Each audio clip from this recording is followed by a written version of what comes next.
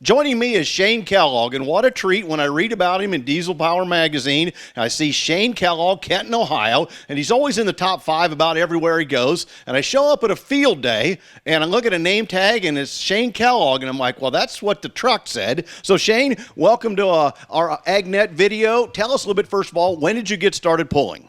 I started diesel truck pulling in 2007, and it's just been a constant evolution since then, a little more and a little more each year, and it's to where it's at now. Is there ever enough? Yeah, there's enough. Sometimes there's too much in this sport, but we've learned where the fine lines are at, so we're just constantly keeping it honed in. Now, for you personally, you're actually helping somebody else to get some experience because you want some more family time. Yep. So I got 3 kids. I got a 5-year-old son and a 3-year-old daughter and a 1-year-old daughter. So I know my time's kind of limited on this stuff. So the guy that helps me build my chassis for my truck, and he's my main crew member. We're getting him some seat time in it, and tonight's actually going to be his first pass in it. So he's going to have some nerves tonight. How many county fairs do you try to hit in Ohio? Any idea? Well, I pull this truck mainly on the national level. So tonight is a NTPA Region 2 hook. So we don't hit a lot of them because we're always on the national level. But I've been in Benson, North Carolina this year, been in Toma, Wisconsin, and Rockwell, Iowa so far. Now, I was intrigued because we were having a conversation out there, and I said, are you going to drag race this down the field because there's a lot of big equipment out in the wheat field? And you said, well, no, it puts out a little too much smoke for that. And my response was, have you tried biodiesel? And your answer was? Yep, we've definitely tried biodiesel. I was explaining to you that biodiesel makes big power, actually. B100 in these trucks on the dyno will make in excess of 100 horsepower more than just regular blended diesel, you know.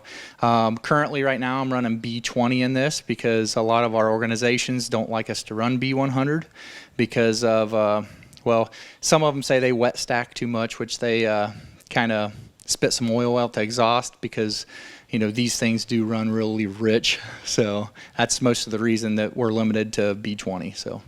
And when we talk about then, you've got a tank at the farm. Do you use a blend of biodiesel here on the farm and all the other equipment then? Yep, so most of my fuel comes out of automated petroleum in Upper Sandusky, and which comes in turn out of Husky and Lima, and most all of it is at least B10 up to B20 blend. Year round? Year round. So do you notice any difference in the tractors out in the field or your semi down the road? I'm sure, you know, knowing what it does in this thing, I know it's making more power because, you know, that stuff just goes right through the line. Everything's relative. You know, fuel economy, I guess I've never really tested that, but I've heard guys saying they've had some winter problems with it, and we run it year round and with not an issue. You ever had guys say they had a problem with regular diesel in the winter? I think everybody's had problems with something at one point or another.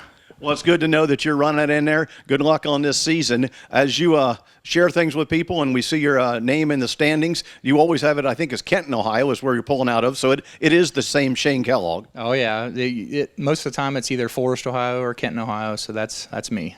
Okay, we'd be remiss if we didn't ask you about the name of the truck. Which came first, the president or the truck? This truck was built in 2013, so it was actually for the stand for Trump card, you know, the best. So that's where that come from. And the rest of it, you've enjoyed some fringe benefits and T-shirt sales, you said. Oh yeah, the name of the truck is we went from selling 300 T-shirts a year to about 1,000. So it's definitely good marketing. And it's the Trump train. Yep, this is the Trump train we're standing in. There you go, the Trump train you're standing in, and when it comes to diesel truck pulling, there's not a more recognized name anywhere that I'm aware of other than Shane Kellogg from a farm in part of the Hardin County area on the northern part, and he'll be on the circuit this summer. Be sure to check him out, stop by and say hello. Very friendly family to meet. I've been visiting with Shane Kellogg here in Hardin County.